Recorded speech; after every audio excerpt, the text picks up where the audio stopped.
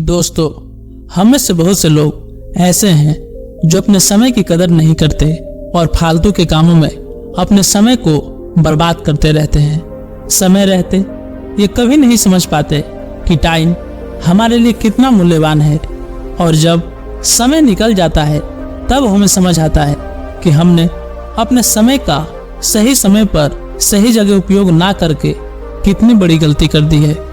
और जो लोग समय की वैल्यू समझ जाते हैं वे लोग अपने लाइफ में एक अच्छे मुकाम पर पहुंच जाते हैं और एक सफल जीवन जीते हैं। आज की कहानी आपको समय की कदर करना सिखा देगी। यकीन मानिए दोस्तों, अगर आपने ये वीडियो लास्ट तक देख लिया तो आप भी अपने समय को सही टाइम पर सही जगह इस्तेमाल करना सीख जाओगे। वीडियो अच्छा लगे तो लाइक एंड शेयर जरूर करना। तो चलिए शुरू करते हैं। एक गांव में 3 लड़के रहते थे, राम, श्याम और राजू। तीनों के पिता काफी अमीर थे। उन तीनों का बचपन बहुत अच्छे तरह से गुजरा था। उनके माता पिता कभी भी उनकी कोई भी मांग को अनदेखा नहीं करते थे। राम के पिता सरपंच थे, श्याम के पिता एक व्यापारी थे और राजू के पिता एक किसान जमींदार थे। छोटी उम्र से ही उन सबको बड़े लाड प्यार ने ऐसा बना दिया था कि ना तो उनको मेहनत का पता था और ना ही उनको समय की परवाह थी। अक्सर वो सारा दिन बस घुमा करते, नशा और अन्य भोग विलास में डूबे रहते थे, जिससे उनके गांव वाले भी दुखी रहा करते। सरपंच और बड़े लोगों के बच्चे होने के कारण उनकी कोई शिकायत कर पाने की हिम्मत नहीं कर पाता था, जिससे उनका मनोबल और बढ़ गया था। एक दिन उनके गांव में बहुत तेज बारिश हुई, जिससे सब लोगों का बहुत ज्यादा नुकसान हुआ। इन तीनों लोगों के माता पिता का भी बहुत ज्यादा नुकसान हुआ, लेकिन इतना कुछ होने के बाद भी उनके बेटों का वही हाल था। वो बस घूमते रहते, नशा करते और भोग विलास में डूबे रहते थे। इन तीनों के माँ बाप काफी चिंतित रहा करते थे। ये तीनों भले ही कितने भी गंदे थे, लेकिन इन तीनों के अंदर एक खास बात थी जिसकी पहचान किसी को नहीं थी, और इन तीनों लोगों को भी इस बात का पता नहीं था कि हमारे अंदर कोई खास बात है। राम एक बहुत अच्छा नेता था, क्योंकि अपने पिता के साथ रहते हुए उसको काफी ज्ञान हो गया था, क्योंकि उसके पिता सरपंच थे। श्याम भी इसी तरह से बिजनेस की समझ रखता था, क्योंकि उसके पिता एक कारोबारी थे। और राजू खेती का काम जानता था, क्योंकि उसके पिता जमींदार थे। पर अपनी गलत कामों की वजह से उन सब ने अपने इन टैलेंट पर ध्यान ही नहीं दिया, जो कि उनकी सबसे बड़ी कमजोरी थी। इस तरह से इनकी बदमाशियों को देखकर इनके पिता ने उन्हें सीख देने की सोची। तीनों पिताओं ने आपस में बात करी और उसका एक हल निकाला। तीनों पिताओं ने अपना अपना काम अपने अपने बेटों को सौंप दिए, जिससे उनको समय की कदर का पता लग सके। तीनों के पिता ने एक वसीयत बनाई, जिसमें यह लिखा था कि 1 वर्ष के अंदर इन तीनों को 10 लाख रुपए कमा कर देने होंगे, जो बिना किसी गलत काम के कमाए गए हों, और तीनों को अलग अलग स्थान पर रहना था। इन रुपए भी दिए गए ताकि उनको अपना काम स्टार्ट करने में कोई दिक्कत ना हो। पहले तो सब खुश हो गए कि हम आजाद हो गए, हमको पैसे मिल गए, और ऐसा सोच करके उन्होंने फिर से काफी समय मौज मस्ती करने में लगा दिया। इस तरह से 6 महीने बीत गए और इनका काफी सारा नुकसान भी हुआ।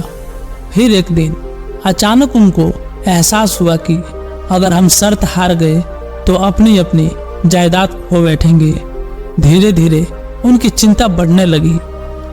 एक दिन वो इसी उधेड़ धुन में एक पार्क में बैठे थे और कुछ डिस्कस कर रहे थे। तभी उनको एक छोटी सी लड़की मिली।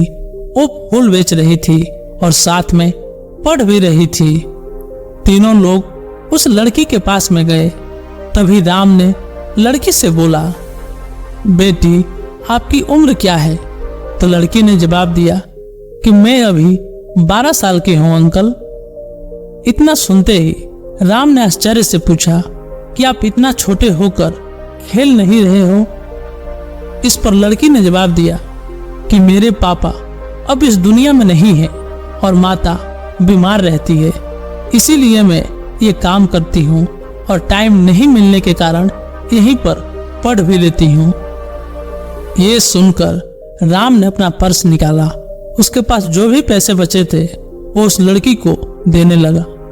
उसके बाद लड़की ने बोला, अंकल आप भी फूल ले लो, मुझे बहुत खुशी होगी, क्योंकि मैं अगर आपसे फ्री में पैसे ले लूँगी तो फिर मेरा पढ़ाई में मन नहीं लगेगा, मैं काम चोर बन जाऊंगी और यही समय है जिस समय मैं अपना भविष्य लिख सकती हूँ, पढ़ सकती हूँ। मैं जब काम करती हूँ तो मुझे याद रहता है कि जीवन भर मुझे यही काम नहीं करना, मुझे पढ़ लिख कर कोई बड़ा मुकाम हासिल करना है और ये काम मुझे हमेशा इस बात की याद दिलाता रहता है। इसीलिए अंकल इन पैसों के बदले आप भी फूल ले लो। राम ने उस लड़की से सारे फूल ले लिए और तीनों घर लौट आए। उस फूल वाली लड़की का उन तीनों लड़कों पर बहुत गहरा प्रभाव पड़ा। रात भर उन तीनों ने उस बच्ची के बारे में सोचते रहे। वो लड़की इतनी छोटी सी होकर इतना काम कर रही है, इतना मेहनत कर रही है, और एक हम हैं जो सिर्फ अपने जीवन को बर्बाद कर रहे हैं। हमें किसी बात की चिंता ही नहीं कि आगे चलकर हमारा भविष्य क्या होगा। उन्हें एहसास हुआ कि वो तीनों कितने गलत थे। तीनों ही दोस्तों को एहसास हुआ कि आज भी उनके पास 6 महीने का समय है अपने पिता के दिए गए काम को पूरा करने का और भविष्य बनाने का। इसी दौरान सब ने सोचा कि अगर बचे हुए समय का सही उपयोग करे तो अभी भी बहुत कुछ किया जा सकता है। इस तरह बाकी दोस्तों ने भी सोचा और दूसरे गांव में आकर काम तलाश करने लगे। पर उनके शर्त में एक शर्त यह भी थी कि उनको जो भी काम करना है वो अपनी पहचान बताए बिना करेंगे। उन्हें कभी भी अपने माता पिता का नाम नहीं बताना है, जिससे ये साफ था कि उनको काम नहीं मिला। और जब काम नहीं मिला तो उन्होंने सोच लिया कि अब वे अगर कुछ भी करेंगे तो अपने गांव में जाकर ही करेंगे। भले ही उनके पिता कुछ भी सोचे, लेकिन फिर भी अपने गांव में जाएंगे और अपने गांव में कुछ नए काम करेंगे। भले ही उनको अपने पिता के वसीयत ना मिले, लेकिन अब कुछ गांव में ही करके दिखाना है। तीनों लड़के अपने गांव में फिर से आए और अपने अपने पिता से आकर के मिले और उन्होंने अपने अनुभव के बारे में बताया और बोला कि आगे से ऐसी गलती नहीं करेंगे और वे उन्हें माफ कर दे।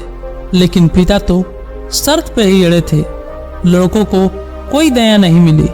तीनों को फिर से दुख हुआ कि हमको अपने गलती का एहसास होने के बाद भी उनके पिता उनको सपोर्ट नहीं कर रहे हैं। और फिर से वे रात भर सोचते रहे कि अब क्या किया जाए।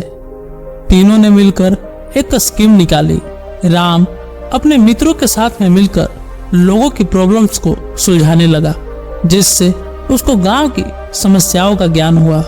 इसी तरह श्याम भी गांव के विकास के लिए नए नए तरीके सीख गया और राजू को किसानों और बीजों का ज्ञान हो जाने से उसको काफी फायदा हुआ। तीनों ने मिलकर अपने बाकी पैसे को सही ढंग से सही जगह लगाकर गांव को एक नया रूप दे दिया। उनकी कड़ी मेहनत से गांव के लोग क्या, दूसरे शहरों के लोग भी उनकी तारीफ करने लगे। उनका गांव तरक्की करने लगा। नई तकनीक के कारण हर वर्ग के लोग से उनका जुड़ाव होने लगा और एक समय आने के बाद उनके पिताओं ने भी उनको माफ कर दिया। इस तरह से दोस्तों उन तीनों को समय की कीमत का अंदाजा हुआ कि पहले वो कितना समय बर्बाद कर रहे थे, लेकिन जब से उनको समय की कीमत का अंदाजा हुआ तब से उन्होंने समय को बर्बाद नहीं किया और काम करके पैसा कमाया, नाम कमाया और ये सीखा ईमानदारी से जिंदगी कैसे जीते हैं। दोस्तों कुल मिलाकर कहने का मतलब यही है कि आप भी समय को बर्बाद ना करें। अगर ये समय आपके हाथ से निकल गया तो कुछ नहीं कर सकते। और हाँ, समय के पास इतना समय नहीं है कि वो आपको दोबारा समय दे। समय बर्बाद करने का हजारों तरीका है, लेकिन आप कोई ऐसा तरीका चुनिए जो आपकी जिंदगी बदल दे, इस समाज की जिंदगी बदल दे, इस देश का भविष्य बदल दे। मुझे उम्मीद है कि यह स्टोरी आपको अच्छी लगी होगी। तो दोस्तों, अपना ख्याल रखिए, जिंदगी में आगे बढ़िए, अपनी कड़ी मेहनत से देश में खुद का नाम के साथ साथ दुनिया में देश का नाम कीजिए। और इस चैनल को सब्सक्राइब करके इस परिवार को एक कदम आगे बढ़ाने में अपना बहुमूल्य योगदान अवश्य दीजिए, हमें बहुत खुशी होगी। तो मिलते हैं एक नई वीडियो में एक नई कहानी के साथ, तब तक के लिए